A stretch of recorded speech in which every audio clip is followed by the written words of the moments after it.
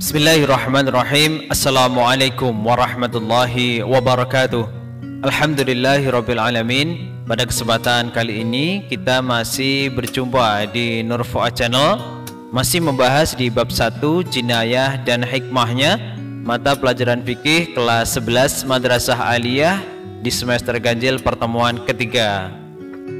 Indikator pembelajaran 1. Menganut ketentuan Islam tentang jinayah, mengklasifikasikan, membangun sikap adil, cinta damai, dan tanggung jawab sebagai implementasi dari pengetahuan tentang jinayah, mengorganisir ketentuan tentang jinayah dan hikmahnya, membedakan ketentuan tentang jinayah dan hikmahnya, mempresentasikan hasil analisis tentang pelaksanaan ketentuan jinayah dan hikmahnya, yang terakhir menyajikan tentang pelaksanaan ketentuan jinayah dan hikmahnya. Pada pertemuan pertama kita membahas tentang pembunuhan, pertemuan kedua kisos, sedangkan yang ketiga pada pertemuan kita kali ini membahas tentang diyat, kafarat, dan rangkuman. Materi yang akan kita bahas pada pertemuan ketiga yang pertama adalah diyat. Pengertian diyat menurut bahasa adalah denda atau ganti rugi pembunuhan.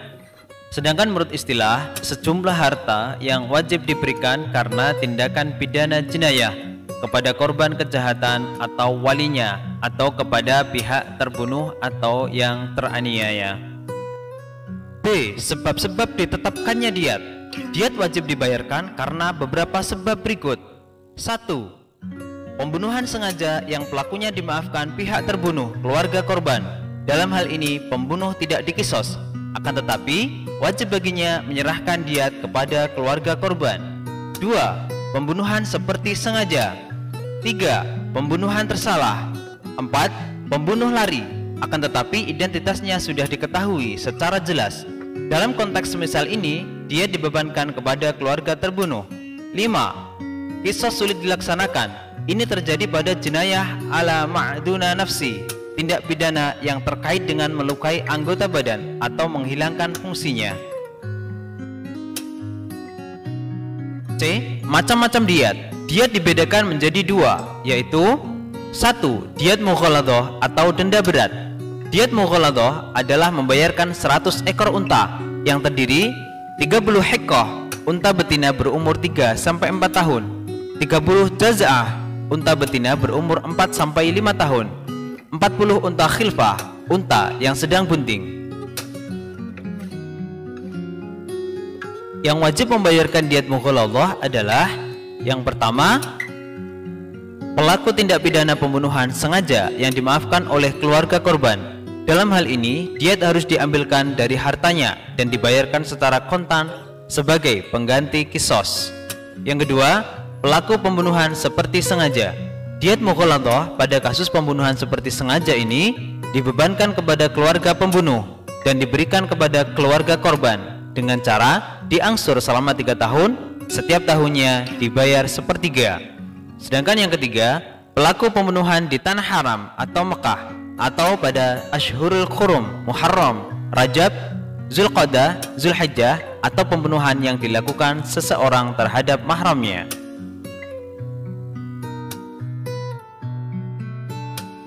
Yang kedua adalah diyat mukhafafah atau denda ringan.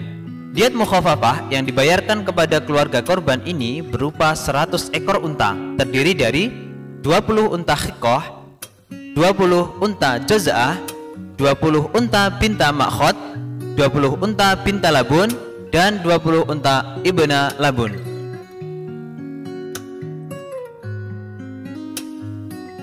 Yang wajib membayarkan diyat mukhafafah adalah yang pertama, pelaku pembunuhan tersalah dengan pembayaran diangsur selama 3 tahun, setiap tahunnya sepertiga dari jumlah diyat.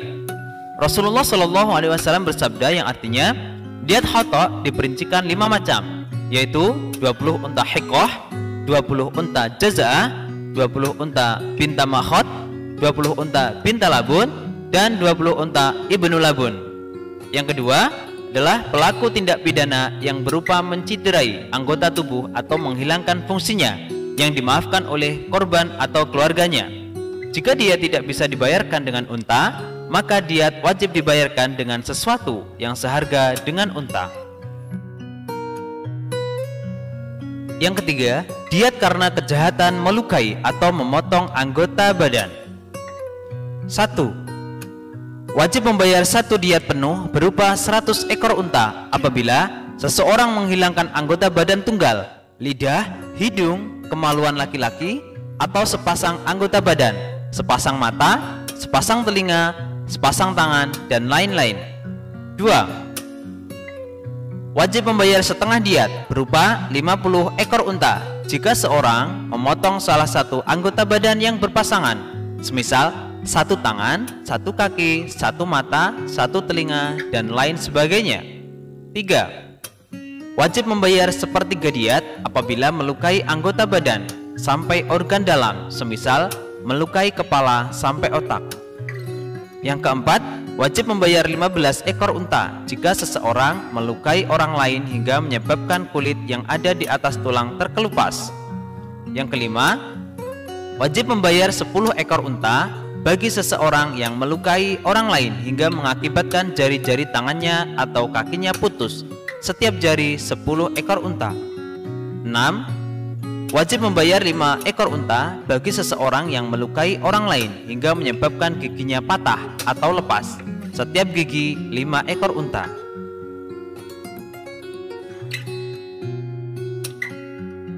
Diat adalah hikmah terbesar ditetapkannya diat adalah mencegah pertumpahan darah serta sebagai obat hati dari rasa dendam keluarga korban terhadap pelaku tindak pidana pembunuhan ataupun penganiayaan. Materi pertemuan yang ketiga selanjutnya adalah kafarat. A. Pengertian kafarat. Kafarat menurut bahasa, kafarah yaitu denda yang harus dibayar karena melanggar larangan Allah atau melanggar janji. Kafarah merupakan asal kata dari kata kufr yang artinya tertutup. Maksudnya, tertutup hatinya seseorang hingga ia berani melakukan pelanggaran terhadap aturan syar'i. Menurut istilah, kafarah adalah denda yang wajib dibayarkan oleh seseorang yang telah melanggar larangan Allah tertentu. Kafarah merupakan tanda taubat kepada Allah dan penebus dosa. Kafarat pembunuhan. Agama Islam sangat melindungi jiwa. Darah tidak boleh ditumpahkan karena sebab-sebab yang dilegalkan oleh syariat. Karenanya, seorang yang membunuh orang lain selain dihadapkan pada salah satu dari dua pilihan, yaitu dikisos atau membayar diat, ia juga diwajibkan membayar kafarat. Kafarat bagi pembunuh adalah memerdekakan budak muslim. Jika ia tidak mampu melakukannya, maka pilihan selanjutnya adalah berpuasa 2 bulan berturut-turut. Kafarah zihar.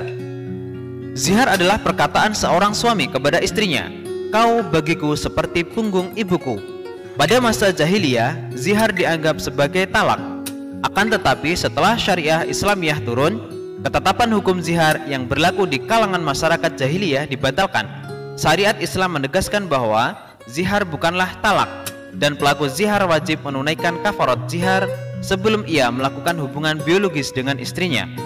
Kafarat seorang suami yang menzihar istrinya adalah memerdekakan hamba sahaya. Jika ia tidak mampu melakukannya, maka ia beralih pada pilihan kedua, yaitu berpuasa 2 bulan berturut-turut. Dan jika ia masih juga tak mampu melakukannya, maka ia mengambil pilihan terakhir, yaitu memberikan makan 60 fakir miskin. Kafarat melakukan hubungan biologis di siang hari pada bulan Ramadan. Kafarat yang ditetapkan untuk pasangan suami istri yang melakukan hubungan biologis pada siang hari di bulan Ramadan sama dengan kafarat zihar, ditambah qadha sebanyak jumlah dari hari mereka melakukan hubungan biologis di siang hari bulan Ramadan. Kafarat melanggar sumpah. Kafarat bagi seorang yang bersumpah atas nama Allah kemudian ia melanggarnya adalah memberi makan 10 fakir miskin, atau memberi pakaian kepada mereka, atau memerdekakan budak. Jika ketiga hal tersebut tak mampu ia lakukan, maka diwajibkan baginya puasa 3 hari berturut-turut. Dalil nakli terkait hal ini adalah firman Allah Ta'ala dalam surat Al-Ma'idah ayat 89. Kafarat ila. Kafarat ila adalah sumpah suami untuk tidak melakukan hubungan biologis dengan istrinya dalam masa tertentu. Semisal perkataan suami kepada istrinya, "Demi Allah, aku tidak akan menggaulimu." Konsekuensi yang muncul karena ila adalah suami membayar kafarat ila yang jenisnya sama dengan kafarat yamin, kafarat melanggar sumpah. Kafarat karena membunuh binatang buruan pada saat berikhram. Kafarat jenis ini adalah mengganti binatang ternak yang seimbang atau memberi makan orang miskin atau berpuasa. Aturan kafarah ini Allah jelaskan dalam surat Al-Maidah ayat 95. C. Hikmah kafarat. Secara umum, hikmah kafarah terangkum dalam 3 poin berikut. 1. Manusia benar-benar menyesali perbuatan yang keliru, telah berbuat dosa kepada Allah dan merugikan sesama manusia, menuntun manusia agar segera bertaubat kepada Allah atas tindakan maksiat yang ia lakukan. 3. Menstabilkan mental manusia hingga ia merasakan ketenangan diri karena tuntunan agama membayar kafarat telah ia tunaikan. Demikianlah pertemuan kita di bab 1 tentang jinayah dan hikmahnya. Sampai jumpa di pertemuan selanjutnya, yaitu di bab 2 hudud dan hikmahnya. Jangan lupa like, share, komen, dan subscribe untuk pengembangan media pembelajaran ini. Akhiri pembelajaran kita pada kesempatan kali ini dengan bacaan hamdalah alhamdulillahirabbil alamin. Semoga kalian menjadi anak yang soleh-solehah, berbakti kepada kedua orang tua, berbakti kepada bapak ibu guru, berguna bagi agama, nusa, bangsa, dan negara.